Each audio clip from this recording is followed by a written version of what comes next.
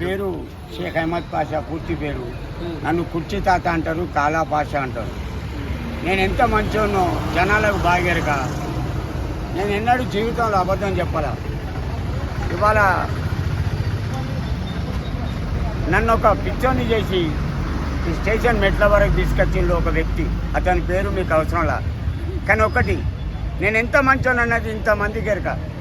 ఎన్నడన్నా మిమ్మల్ని రూపాయి అడిగినా సార్, దయచేసి ఇక నా పేరు కానీ అతని పేరు కానీ ఉచ్చరించకండి. నా పేరు షేక్ అహ్మద్ పాషా, అందరూ కుర్చీ తాత అంటారు. అది వదిలిపెట్టండి సార్, నా దురదృష్టం. ఎనీ టైం ఒక మనిషికి బ్యాడ్ టైం వస్తుంది. అట్టే నాకు వచ్చింది అంతే. ఏం కావాలా అంతే, కాంప్రమైజ్, దట్స్ ఇట్.